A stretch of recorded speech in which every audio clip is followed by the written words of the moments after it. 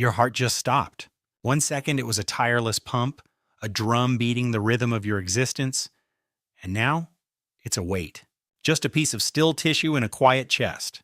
This is second zero. Most of us imagine death as a light switch. Flip, darkness. The end of the story.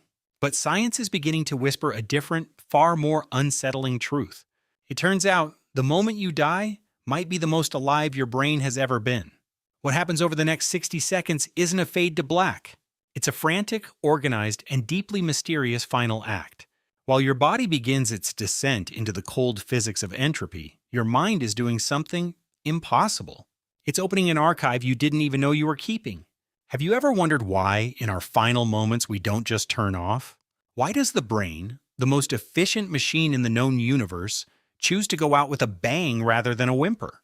Today, we're going inside the last minute, and what we found there might change how you see every minute you have left. At second zero, your blood pressure drops to nothing. The 5 liters of blood that were just seconds ago sprinting through your veins are suddenly parked. But your brain? Your brain hasn't received the memo. For the first 10 seconds, your neurons are essentially living on credit. They're using the loose change of oxygen left in your local blood vessels. You are still technically you. You might be wondering why the room is getting quiet or why your limbs feel like lead. But then the credit runs out. The cerebral cortex, the seat of your logic, your language, your self, begins to power down. To the outside world, you are gone. In 2023, neuroscientist Jimo Borgigan decided to look closer at this power down. She monitored 4 patients as they were taken off life support. Everyone expected to see a slow, linear decline, a dimming light. Instead, they saw this: a surge, a massive, crazy, high explosion of gamma wave activity. Gamma waves are the fastest brain waves. We see them when you're solving a complex puzzle, when you're in deep meditation, or when you're dreaming. But this wasn't random electrical noise. It was organized. It was concentrated in the TPO junction, the very part of your brain that handles visual processing and, interestingly, out-of-body experiences. It's as if the brain, realizing the ship is sinking, decides to turn on every single light in the house at once. But why? Is it a glitch? Or is it a feature? While the mind is having a rave, the body is entering a biological limbo. 30 seconds in, your 37 trillion cells are realizing the oxygen delivery truck isn't coming. They switch to a backup generator, anaerobic respiration. It keeps the lights on, but it's dirty fuel. It produces lactic acid. This acid buildup causes your muscles to lose their grip. Your jaw drops. Your eyelids fail.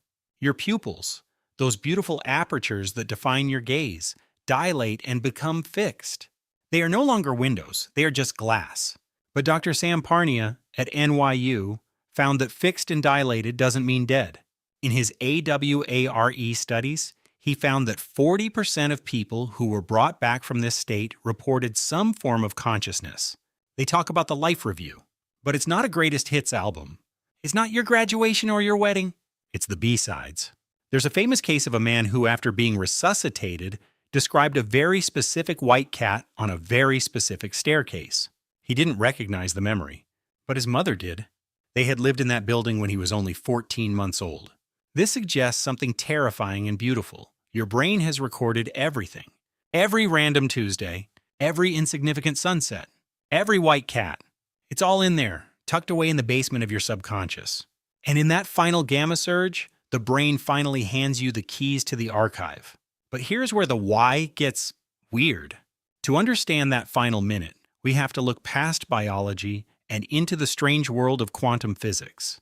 Penrose and Hameroff proposed a theory called OR, Orchestrated Objective Reduction. They suggest that consciousness isn't just a byproduct of neurons firing. They believe it's a quantum process happening inside tiny structures called microtubules. In quantum mechanics, information cannot be destroyed. It can only be transformed. When your heart stops and the blood flow ceases, these quantum states, your consciousness, can no longer be sustained inside the brain. But they don't vanish. They decohere. They leak out into the universe at large. Think about time dilation. We know that under extreme stress or near death, our perception of time stretches. Seconds feel like minutes. Minutes feel like hours. If your brain surges with crazy high activity in its final 60 seconds, who's to say how long that minute feels to you? To the doctor in the room, it's 60 seconds of resuscitation. But to the mind experiencing a total quantum download of its entire history, that minute might be an eternity. You aren't just dying. You are experiencing the objective reduction of your entire existence. You are returning your personal information back to the fabric of the cosmos. Death isn't the end of the book, it's the moment the book becomes part of the library. You are, in the most literal sense, becoming infinite. At the 60-second mark, a process called autolysis begins. Your cells, lacking instruction, begin to digest themselves. It sounds grim, but it's just the Earth reclaiming its borrowed carbon. The people who come back from this biological limbo, the survivors of the Parnia studies, they don't come back talking about their bank accounts. They don't wish they'd worked more hours or bought a faster car. They come back wanting more ordinary Tuesdays, because they've seen the archive. They know that when the gamma waves surge and the lights go up for the final performance, it's the small stuff that fills the screen. Every second you have right now is a second someone else has already lost. Don't wait for the gamma surge to realize what your life was actually made of. Make sure the archive is worth the watch. If you want to see how we're using technology to map these ordinary Tuesdays before they're gone, check out our video on the Connectomy project here. And as always, thanks for watching.